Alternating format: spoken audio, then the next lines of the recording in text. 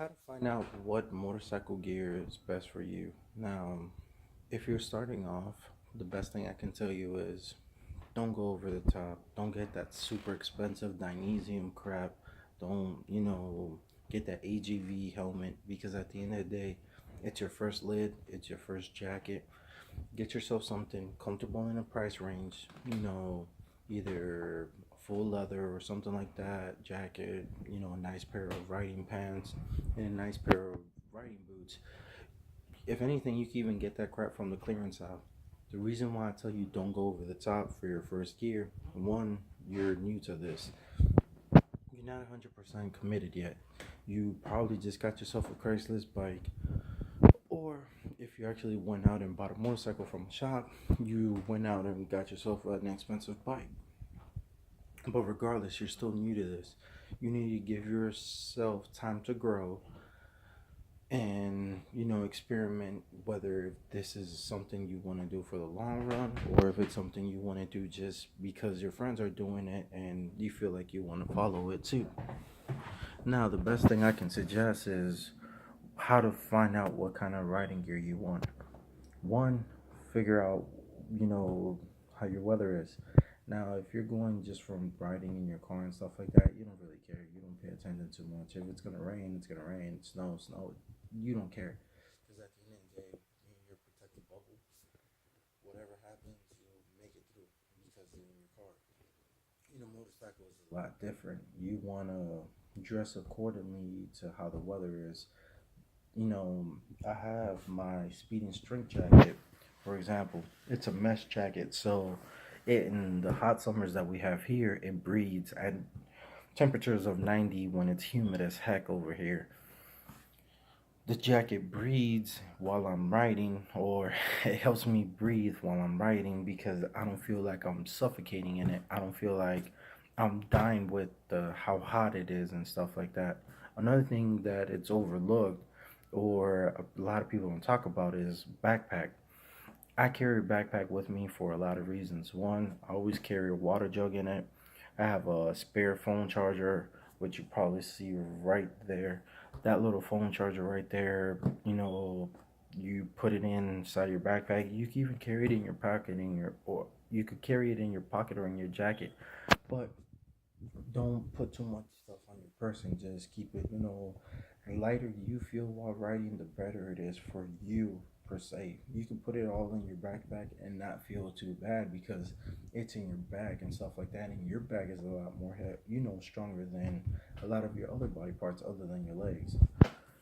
But you don't want to stress yourself out by, overloading yourself by putting it in your pocket. It's gonna make it uncomfortable if you gotta go full tuck. If you ride a sport bike, if you have a upright, it's not that much of a problem. But taking turns and leaning, that's gonna pinch up against your chest, and stuff like that. And you don't want that because you just want to be comfortable. Another thing that you may want to look at is helmet. Obviously, you could get that AGV or you could get that Shoei or whatever you want. If you follow a lot of YouTubers, you could get that Icon, which at the end of the day, it's great and all. But you shouldn't go over the top with it. One, it's your first lid. You're going to drop it. It's, if you get pulled over or something like that, you might forget it, slip off your gas tank or something. That happened to me on my first time. But the reason why I'm not telling you to go over the crazy with the lid is because it's your first one. You're gonna grow out of it. It's not gonna be the lid you want to have for life. You're gonna replace your lids more than once. The first lid, like I'm saying, the reason why you don't want to go over the top with it, do a lot of research. Go through Revzilla, go through Amazon and stuff like that. Just don't buy a cheap one from Amazon. Go to your local, let's say for example, here in Maryland, Cycle Gear. Go to Cycle Gear, put on the lid, walk around it. Don't just walk around it for a minute or two. Just walk around it like as you're doing your casual shopping. They're not gonna get mad. At the end of the day, they understand this is your first lid. Sometimes they are helpful, but a lot of times they'll just let you do your own thing. Put the lid on. Make sure it doesn't pinch your ears, stuff like that. That on the cheek pads, it doesn't push up too much and stuff like that because Just because you wore it for 2 minutes and it felt comfortable, while you are going down the road, you're gonna be down the road for more than 2 minutes. Another thing you want to do is shake your head inside of it, go around, look inside of it, see if you can, you know, a lot of the new helmets come with little accessible pads for you to put speakers on. If that's something you might want to consider. Putting some centers on or whatever kind of Bluetooth connector you can afford. I have some cheap free comp thing because at the end of the day, that's what I could afford. I'm not rich and famous. So, that's something you may want to look forward because having those speakers or having that music on your helmet makes your experience 10 times better, especially when you're riding with a group of friends. You connect your communicators with each other. Now it's no longer just you doing this and stuff like that, and it looks like you guys are about to do a military drill. Now it's, hey, bud, look, I'm running low on gas. Let's pull over real quick. Now, not only the leader can talk to not only the leader can communicate with the rest of the pack, but the rest of the pack can communicate with the leader, which makes it so much better. Because you're going 30 miles an hour in the middle of a turn or something like that. I know that doesn't sound extreme to a lot of you guys that have been riding forever, but to a new rider, the last thing you want to do is stick your hand out and say, hey dude, I need to stop real quick because my tire just went flat. Obviously you want to be able to just, hey bro, look, something feels weird, can we just pull out to the side? And it makes your experience so much better. For example, with me, I have a slower bike than my buddies do. My friends have 600s, 636s, and 1000s. At the end of the day, I'm in a slow 250. I'm not going to keep up with these guys, you know, and there's no way in heck I'm going to try to compete with them. But the way I see it is I do a helmet check. As long as I can see your helmet, I know I'm still good. I'll be able to follow you guys through. But let's say, for example, I can't see your helmet now. The best thing I can do is with that communicator, I can either A, call you on my phone, or B, if we're still on the link based on our distance, I can go, hey, bro, look, I don't see you no more. Can you pull off to the side or just tell me where you guys are at? And, makes it easier for as a group to be able to find each other, which at the end of the day, I know to you old heads this seems like nothing, but to new writers, some of the stuff that is not explained, on how to find the proper helmet. For example, look, I started off with this cheap build. I walked around the shop, I shook it around and stuff like that. I loved it. It's my first helmet. I have dropped it, like I said, I've dropped it here, it's scraped, the visors, dirty and stuff like that. The reason why I bought it is because it comes with a two visor setup. So that means at the end of the day, I don't have to worry about taking off the top visor and stuff like that because this is my first helmet. I don't know as much. I didn't want to break something and I didn't want to cause myself to go, oh crap, I messed up. I need to go get another helmet. So I got myself something, with a drop down visor, you know, easy to work with. The controls were easy. It looked like it was going to be great, especially for highway and city driving here. Like I said, it gets hot when it's hot, and when it's cold, it gets pretty cold. Now, it even has a way to lock it down here and stuff like that, which is great. But at the same time, like I said, it was my first helmet, so I wasn't trying to spend too much money. I went in it blind. I All I did was just go to YouTube, type in helmets and stuff like that. Went to my local store, like I said, just shook it around, walked around the store, and that felt great for me.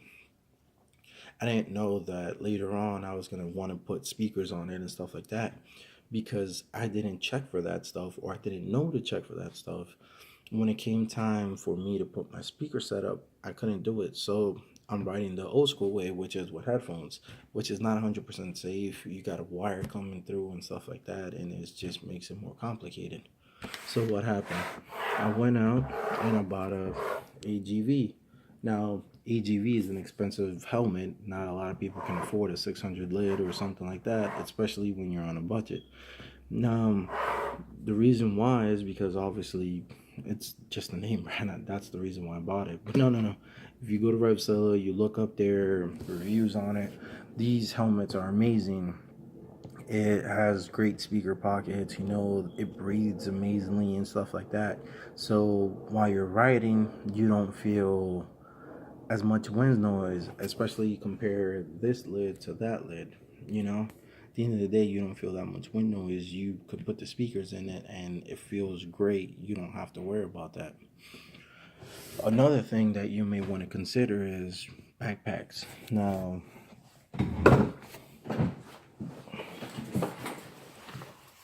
you can use a traditional backpack like the ones you went to school with or rock climbing backpack. At the end of the day, it's fine. It's whatever you can make do with what you got. Like I said, you're starting off. You don't want to spend too much money because at the end of the day, you're just picking up this hobby. So you don't want to break your bank, especially if you just you're leasing that bike. You got payments to do, you got insurance to pay and stuff like that. Unless you bought the bike off the street and then you just paid it in full, which kudos to you too. But you start off with your regular helmet. I mean, your regular backpack. The reasons why I'm telling you to carry a backpack is you could carry your paperwork in it, carry a small bit of tools. I always carry my charger, my water bottle, and what else? A snack, something to eat, a granola bar or something like that.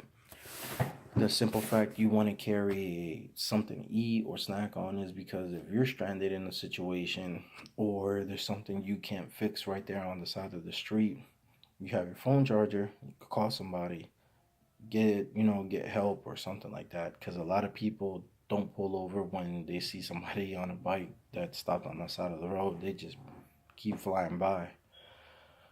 You have your water, so at the end of the day, you can keep yourself hydrated. If you want Gatorade, drink Gatorade. At the end of the day, just carry something for yourself to drink in a flask or something, that's insulated so that way it could keep its temperature. Because the last thing you want to do is open it up or drink out of whatever you got and it's warm or it's super hot because you've been riding outside or whatever the situation is. You want to keep your hot stuff hot, your cold stuff cold, because it makes it better to enjoy. The reason why you want to carry a granola bar or something like that or whatever you like to eat. Now, at the end of the day, don't just do what I'm doing. Find out what works best for you. Is because if you are stranded, not only do you have water, but now you have something to snack on. A lot of times we're rushing from work to go somewhere and, stuff happens. So what happens? You pull over to the side or whatever the case may be, or if you're running late to work, you open your backpack, you see your snack. Now you're no longer as pissed off as you normally would because now you don't have anything to eat. At least this little bar can make you last a couple hours until your lunch break or until you're able to, as we say, sneak it to go get something to eat, which makes a lot of a difference from you being pissed off all day to just being irritated a little bit saying crap, I just used my last bar. um but once you get comfortable, once you find out this is what you want to do from riding perspective, you could go ahead and get yourself another backpack. I have this one.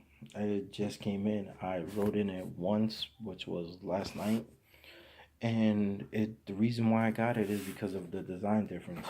While you're riding, it's more aerodynamic. So, when you're in the full tuck position, the air is easier for it to glide off and stuff like that because now you no longer have to worry about something like that catching all the wind.